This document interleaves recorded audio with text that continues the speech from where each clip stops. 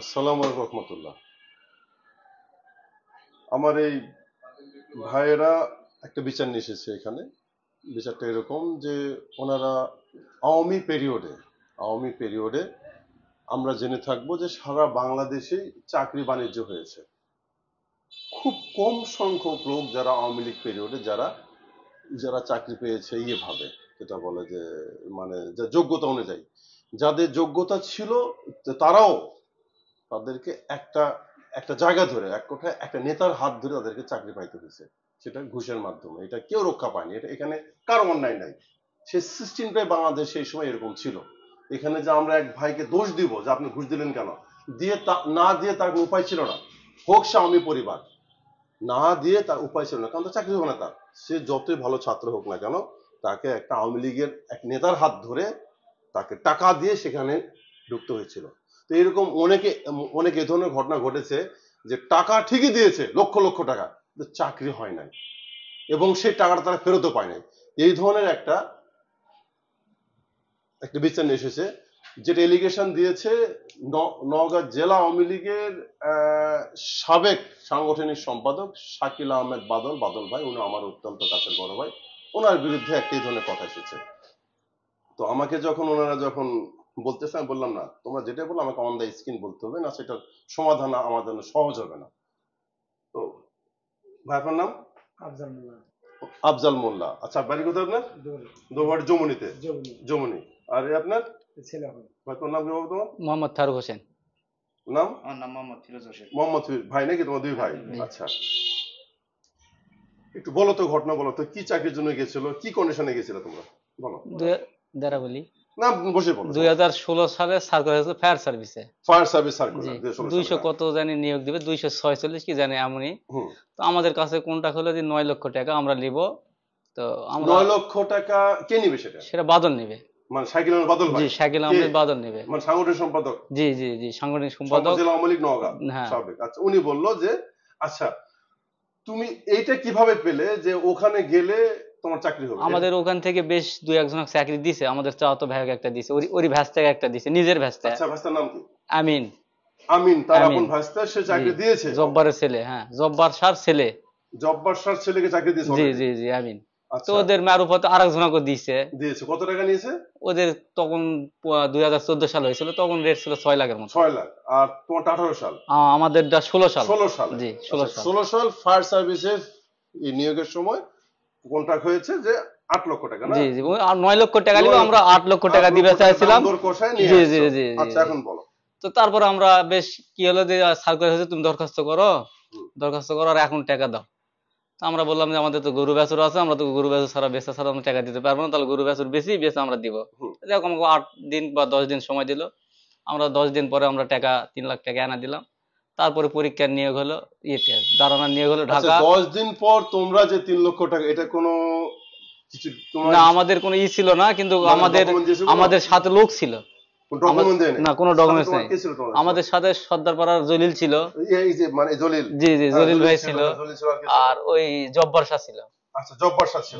আচ্ছা, বলো। এরপর আমরা টাকা দিলাম, দিয়ে আমরা পরীক্ষার ডেট হলো, আমরা পরীক্ষা দিতে চলে গেলাম ঢাকাতে, রংপুর নারায়ণগঞ্জে।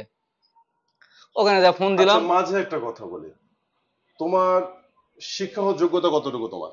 আমার ইন্টার পাস করছি, ইন্টারমিডিয়েট পাস করছি। জি জি। মানে আচ্ছা, ফায়ার সার্ভিস চাকরির জন্য ওখানে মানে সর্বনিম্ন কি মানে এসএসসি পাস ছিল? জি জি, আমি যেটা করছিলাম এসএসসি পাস। আচ্ছা, ওটা বেতন ছিল কত? ওটা স্কেল ভাতা ছিল 19,000। আচ্ছা, 19,000 টাকা স্কেল ভাতা, আর কিছু সুবিধা আছে? হ্যাঁ, বলে যাও। তো আমি ওখানে পরীক্ষা দিতে গেলাম, ওখানে যা পুষে আমি ফোন দিলাম, শাকিল আহমেদ বাদলে ফোন দিলাম। তো বলতেছে সমস্যা নাই, তুমি দাঁড়াও, আমার ওখানে লোক আছে, তুমি দৌড়াদৌড়ি টিকো বা না টিকো, তোমার টেনশন করা লাগবে না। এটা তোমার মানে কোথায় পরীক্ষা হচ্ছে? ঢাকা? এটা ঢাকা, রংপুর, নারায়ণগঞ্জে। ঢাকা, রংপুর, নারায়ণগঞ্জ, 3 জায়গাতে পরীক্ষা হচ্ছে। হ্যাঁ, বল।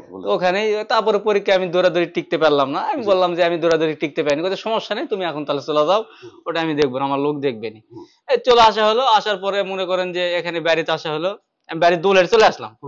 আসা কয়েকদিন পরে এখানে আসা বলতেছে তো এখনো তো রেজাল্ট হয়নি, রেজাল্ট হোক আমরা করবো নি। তারপরে বেশ আবার 15 দিন পরে আসলাম, রেজাল্ট হয়ে গেছে। আমরা জানতে পারলাম রেজাল্ট হয়ে গেছে। আশা বললাম যে বলতেছে যে না এটা যেটা রেজাল্ট হয়েছে হুম। এটা সেকেন্ড ক্যাটাগরিতে তোমাদের আবার নিবে, সমস্যা নেই। এবার করে আমাদের বুঝাই, এই বুঝাতে বুঝাতে বুঝাতে বুঝাতে এক পর্যায়ে জলিলের বেটা মানে ভোটের মধ্যে চলে আসলো, জন। জন। হ্যাঁ। তো তারপরে আমরা আসলাম যে আমি বাবাকে বলেছি চলো এখন যা হোক, ওই জব্বার শাক নিয়ে আমরা তিনজনা এখানে আসছি, ইয়ার কাছে বা কোথায়? শাকিল আহমেদ বাদলের বাদল বাসাতে ভাইয়ের কাছে আসছি। আসছো, হ্যাঁ। আচ্ছা, শাকিল আহমেদ বাদল ঘুমা আছে, আমরা ড্রয়িং রুমে বসে আছি। ও ঘুমের থেকে উঠলো, ব্যারাস করে আমার সাথে কথা বলেছে, আমি আমার মোবাইল থেকে ভিডিও জি করছিলাম, জি জি জি, হ্যাঁ। 9 সেকেন্ড কেবল ভিডিও হয়েছে। Hidden video. জি যে জি, একটা যে ওই থাকিচ্ছেন, আমি মনে করলাম যে মানে হয়তো কিছু থাক। জি স্যার উনি আচ্ছা। হয়তো বা থাকবে না, যে আমি মনে করলাম যে একটা ভিডিও রাখলে আমার তো কোনো ডকুমেন্টস হ্যাঁ নেই, হ্যাঁ, ডকুমেন্ট। এটা কোনো কাজে লাগবে। হ্যাঁ হ্যাঁ ও বুঝতে পারিছে, হ্যাঁ। বুঝতে পারা মোবাইল নিয়ে নিয়ে নিছে, লিয়া ওর ভ্যাস্তা আছে ফারুকের বেটা, রাস্তার নাম কি? ভ্যাস্তার নাম আমি মনে ফারুকের হচ্ছে না, ছেলে। ফারুকের ছেলে, বাদলের ভ্যাস্তা ফারুকের ছেলে। বাদলের ভাই ফারুক। জি জি জি ফারুকের ছেলে জি, ওই ওই বাসাতেই থাকে। ওইভাবে থাকে। আচ্ছা, ইয়া ফারুকের ছেলের নাম কি? জি, ফারুকের ছেলের নাম মনে হচ্ছে না, আচ্ছা, বলতে পারতেছি না। বলো, বলে এই যাও, আর কি। বলে যাও। তারপরে ওই আমাদেরকে ওই ড্রয়িং রুমের থেকে ধরে আমাকে নিয়ে গেল আন্ডারগ্রাউন্ডে, নিচে আচ্ছা, নিচে বেসমেন্টে, হ্যাঁ, আন্ডারগ্রাউন্ড নিয়ে নিয়ে যে গেলো। আমার তারপর? ভিতরে ওর ভ্যাস্তারকে আরো ছেলে পেলে বন্ধু বান্ধব নিয়ে আসে আমাকে মারধর শুরু করে, আর বাপ আর ওই জব্বার শাহ ওরা দুজন, আব্বার ওরা দুজন বাইরে, আমাদের মোবাইল বাপেরও নিয়ে নিছে, মানে আমারও আপনি নিছে। ছিলেন সেখানে? জি, আপনি পেছনে বাইরে ছিলেন? বাইরে, আপনার বাইরে? ওই বাইরে মানে বাড়িতে যাও সমুদ্র কাছে আছে। আচ্ছা, মানে আমি ঘরের মধ্যে, মানে আন্ডারগ্রাউন্ড ঘর, বাপ খালি জানলা দিয়ে খালি দেখে। দেখতেছে যে যে জি, তোমার গায়ে হাত তুলছে হ্যাঁ তারা হ্যাঁ হ্যাঁ, নাকি? তুলছে, আর ওখানে মারছে, আচ্ছা। ওখানে ওই ছিল ওই কি দিয়ে আপনার তোমাকে মারছে?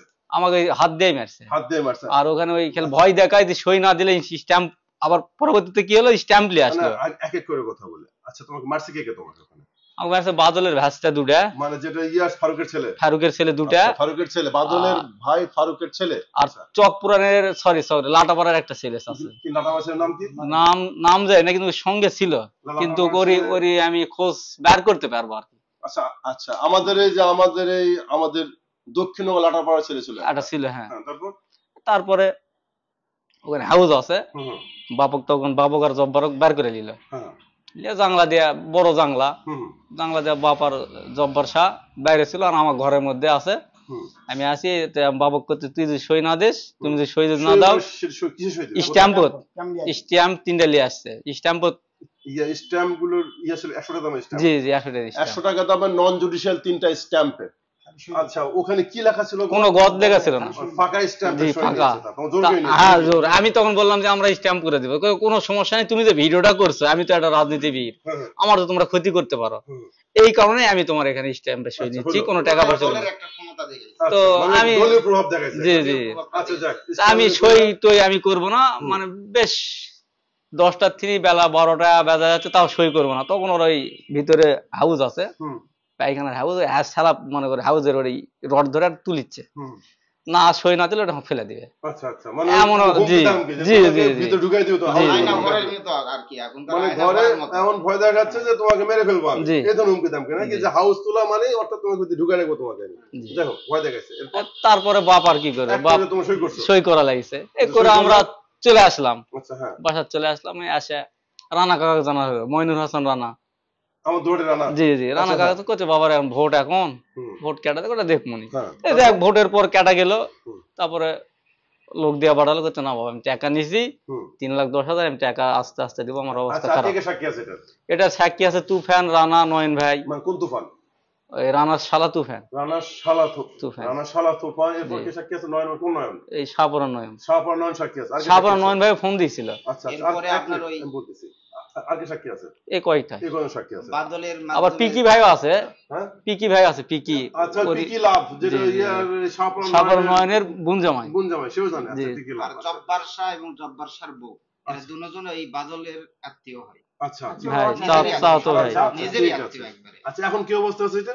এখন তারপরে বাদল সরি রানা কাকা জানলাম না, ভোটটা পার হোক বাবা, আমি এটা দেখবো নি। তারপরে বেশ কিছুদিন ভোট মানে হওয়ার 24 পর, সালের ভোট? জি না 19 সালের ভোট, না, 18 সালের জি ভোট। জি 18 সালের 18 ভোট। সালের ভোট পার হোক, হ্যাঁ। তারপরে ভোট পার হলো, তখন লোকজন পাঠানোর পর বেশ কিছুদিন পর, মাস 6 পর 20,000 টাকা রানা কাকার হাতে দেয়। তোমাকে দিয়েছে জি, ওই 20,000 টাকাই আমরা পাইছি, আর টাকা পাইনি, এরপর তোমার কোনো টাকাই পয়সা পাইনি। পাও। 90,000 টাকা তার সাথে আমরা যোগাযোগ করিনি, জব্বার স্যার বাড়ি আমাদের কাছে, আমরা তার বাড়িতে হুমকি আচ্ছা, ধামকিও করিনি, আচ্ছা, কিচ্ছু করিনি।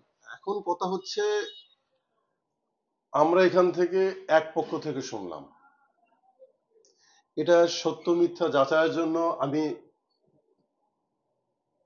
বড় ভাই বাদল ভাইকে আমি আপনাকে অনুরোধ জানাবো, অবশ্যই আমি এই ভিডিওটা ছেড়ে দেবো এখন, কারণ আমি আপনাকে বেশ কয়েকবার ফোন দিয়েছি, আপনাকে আমি আমি আপনাকে ফোনে পাইনি, মানে ফোন গিয়েছে আপনার ফোন ধরেন নাই, বাধ্য হয়ে আমি মেসেজটা দেওয়ার জন্য ভিডিওটা করলাম। তো অবশ্যই এটা আপনি এই ভাইদের সাথে যোগাযোগ করে এটা একটা সুরাহা করে নেন। ওনারা গরিব ভাই, ওনারা কৃষক, ওনারা গরুর খামার ছোটখাটো এক দুটা খামার, মানে এক দুটা গরু, মানে গরু নিয়ে তাদের খামার। তো ওনাদের এই হক হালাল টাকাটা ফেরত দিয়ে দেন।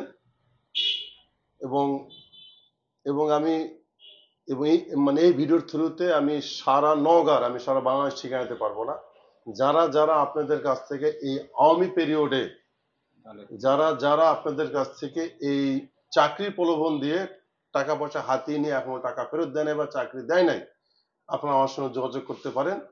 আমরা এইভাবে ভিডিও ছাড়বো এবং আপনাদের পাশে থেকে সর্বোচ্চ চেষ্টা করব সেই টাকাটা আপনারা যেন পেয়ে যান। এবং আমরা এবং আমি এই ভিডিওর মাধ্যমে নওগাঁ প্রশাসনের দৃষ্টি আকর্ষণ করছি, আপনার ব্যাপারটা একটু খতিয়ে দেখবেন যে এই লোকগুলো যেন তাদের রাইটটা পায়।